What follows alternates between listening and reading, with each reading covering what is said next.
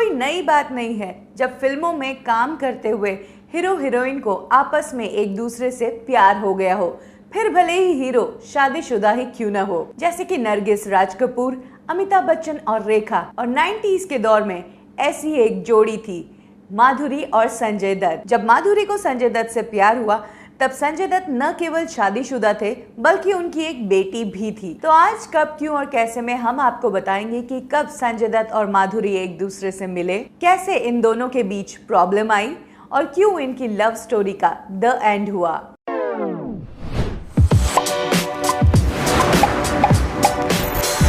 माधुरी ने अपने फिल्मी करियर की शुरुआत की ईयर 1984 में फिल्म अबोध से। बरजात्याज ने माधुरी को एक कॉलेज फेस्ट में देखा और उसके बाद उन्होंने माधुरी को ये फिल्म ऑफर की, जिस ऑफर को माधुरी ने हाँ कहा। उस दौरान माधुरी माइक्रोबायोलॉजिस्ट बनने की तैयारी कर रही थी, लेकिन किस्मत को कुछ और ही मंजूर था। जैसे ही उनकी पहली फिल्म रिलीज हुई, उन्हें मूवीज में इंटरेस्ट आ गया। उन्होंने पढ़ाई छोड़ दी और अपना करियर मूवीज में ही आगे बढ़ाने की तैयारी करी। इसके साथ ही माधुरी ने कथक की ट्रेनिंग भी लेना शुरू कर दिया। कम ही लोग जानते हैं कि माधुरी एक ट्रेन्ड कथक डांसर है। 1988 तक माधुरी कुछ फिल्में करती रही। उसके बाद फिल्म आई तेजाब। इस फिल्म ने माधुरी की किस्मत ही बदल दी। ये फिल्म सुपर हिट हुई। इसका गाना 1 2 3 चार्ट बस्टर रहा और माधुरी और अनिल कपूर की जोड़ी सबको बहुत पसंद आई। मुझे आपके साइकोलॉजी के नोट्स चाहिए थे और अगर आप खुद पढ़ा देते तो।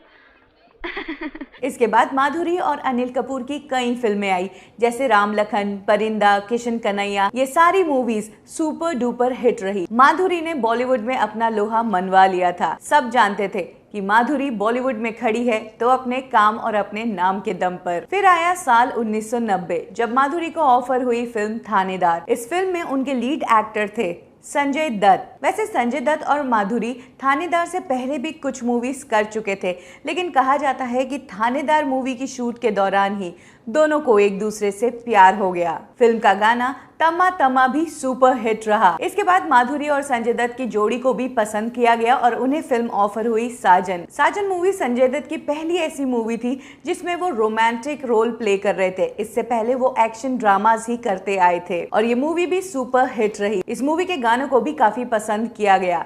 कहा जाता है कि यही वो दौर है जब माधुरी और संजय दत्त का प्यार परवान चढ़ रहा था। माधुरी संजय दत्त से दूर बिल्कुल नहीं रह सकती थी।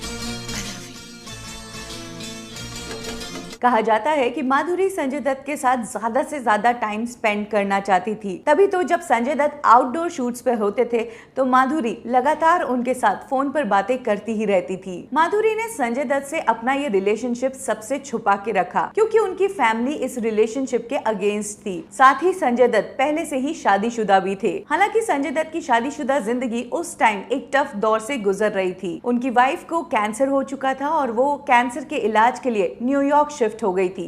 संजय दत्त अकेले थे, इसीलिए शायद माधुरी के करीब आ गए। लेकिन जैसे जैसे वक्त बीतता गया ये खबरें बाहर आती गई और एक दिन माधुरी और संजय दत्त के अफेयर की खबर संजय दत्त की पत्नी ऋचा तक पहुंच गई। जैसे ही ऋचा को ये खबर पता चली तो वो जल्द से जल्द न्यूयॉर्क छोड़कर मुंबई आ गई।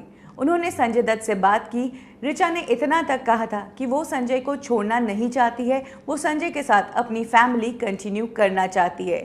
लेकिन तब तक डैमेज हो चुका था। दोनों के रिश्ते में दूरियां आ चुकी थी। न्यूयॉर्क से मुंबई लौटने के 15 ही दिन में ऋचा फिर से न्यूयॉर्क लौट गई, हमेशा हमेशा के लिए। यही वो टाइम था जब माधुरी और संजय दत्त शूट कर रहे थे फिल्म खलनायक के लिए। दोनों ने अंदर ही अंदर मन बना लिया था कि वो एक दूसरे से बहुत ही जल्द शादी कर लेंगे।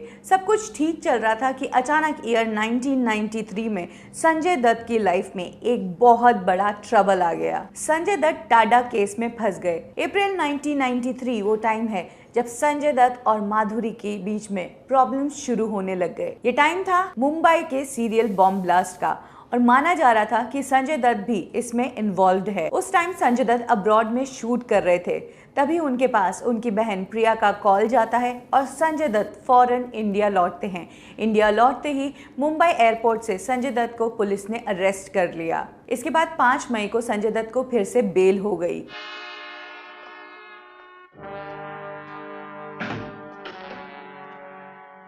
सोर्सेस कहते हैं कि जब संजय दत्त को पहली बार बेल हुई तो माधुरी ने मिठाइयां बांटी थी और वो खुश थी। इनफैक्ट उन्होंने कई दिनों तक संजय के रिहा होने की दुआ भी मांगी थी, लेकिन संजय की प्रॉब्लम्स टलती नजर नहीं आ रही थी। 4 जुलाई को उन्हें फिर से अरेस्ट कर लिया गया और इस बार संजय दत्त 16 महीनों के लिए जेल में चले गए थे। सीरियल बॉम्ब ब्लास्ट में इन्वॉल्वमेंट से संजय की इमेज बहुत खराब हो रही थी और तभी माधुरी पर भी फैमिली की तरफ से प्रेशर आने लगा। माधुरी के पेरेंट्स नहीं चाहते थे कि वो एक ऐसे लड़के के साथ रिलेशनशिप में रहे जो ड्रग्स करता है, शादीशुदा है और अब जेल में है। फैमिली प्रेशर में आकर माधुरी ने संजय दत्त से दूरियां बना ली। कहा जाता है कि जेल में रहते हुए संजय दत्त ने कई बार माधुरी से बात करने की कोशिश की। एक बार उन्होंने जेलर से सेटिंग करके माधुरी को कॉल भी किया, लेकिन माधुरी फोन पर आई ही नहीं। मुझे तुमसे कोई बात नहीं करनी है। कहा तो ये भी जाता है कि तब संजय दत्त ने दुखी होकर सुसाइड करने की भी कोशिश की थी। जिस दौरान संजय दत्त जेल में थे, उनके इंडस्ट्री के दोस्त और कई डायरेक्टर्स उनसे मिलने भी गए थे, जिसमें से एक थे महेश भट्ट। तो माधुरी ने ना तो उनसे कभी फोन पे बात करी और ना ही उनसे कभी मिलने गई। वेल, ताजुब की बात तो थी ही, जो लड़की दिन रात संजय दत्त से फोन पर बातें करती रहती थी, उनके साथ ज्यादा से ज्यादा टाइम स्पेंड करना चाहती थी, वो आज जब संजय दत्त मुसीबत में है, जेल में है, तो उनसे मिलने भी नहीं गई। कहना गलत नहीं होगा कि जिस वक्त संजय दत्त सबसे ज्यादा मुसीबत में थे और उन्हें सबसे ज्यादा जरूरत माधुरी की थी, उसी वक्त उन्होंने उनसे दूरियां बना ली। जब माधुरी से मीडिया में संजय के बारे में पूछा गया तो उन्होंने कुछ भी कहने से मना कर दिया। वहीं संजय दत्त भी जब जेल से लौटे तो उन्होंने भी माधुरी के बारे में कुछ भी कहने से इनकार कर दिया। एक तरफ जहां संजय दत्त क्रिमिनल बनकर जेल जा चुके थे, वहीं बाहर उनकी मूवी खलनायक सुपर डुपर हिट थी। वो बॉक्स ऑफिस के सुपर हीरो बन गए थे। शराफत की किताब में मुझे खलनायक कहते हैं। इस दौरान जब संजय और माधुरी का रिश्ता टूटने की कगार पे था, तभी उन्हें ज्यादा से ज्यादा मूवीज ऑफर हो रही थी, लेकिन दोनों में प्रॉब्लम्स आ चुकी थी। ये रिश्ता टूट ही गया था, इसीलिए दोनों ने एक दूसरे के साथ फिल्में साइन करना बंद कर दिया। संजय और माधुरी की आखिरी मूवी आई थी ईयर 1997 में, महानता। इसके बाद 1998 में संजय दत्त ने एयर होस्टेस रिया पिल्लाई से शादी कर ली थी और माधुरी भी 1999 में डॉक्टर राम नेने के साथ शादी करके यूएस शिफ्ट हो गई थी। यूएस जाकर माधुरी अपनी शादीशुदा जिंदगी में बिजी हो गई।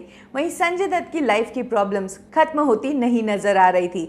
एक बार फिर उन्होंने डिवोर्स लिया 2008 में और इसके बाद उन्होंने शादी करी मान्यता से।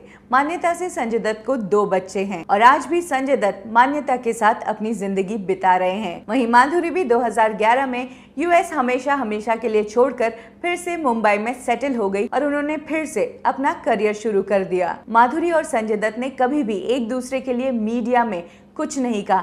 दोनों ने कभी मीडिया में आकर इस रिश्ते को कबूल भी नहीं किया। ये रिश्ता सिर्फ बातों में ही है। दोनों ही स्टार्स अपनी जिंदगी में मूव ऑन कर चुके थे, लेकिन 2019 में कुछ ऐसा हुआ कि माधुरी और संजय दत्त के चर्चे फिर से होने लगे।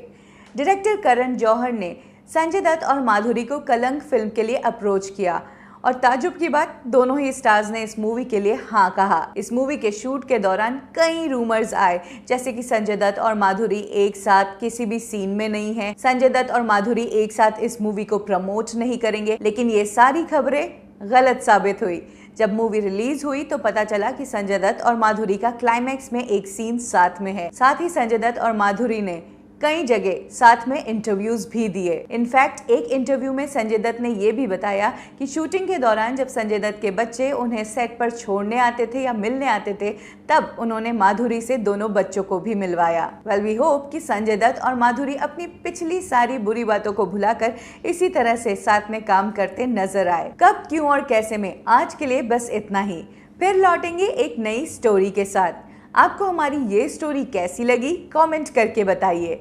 सब्सक्राइब करें हमारे YouTube चैनल को बॉलीवुड ठिकाना और लाइक करें हमारे Facebook पेज को। Thank you.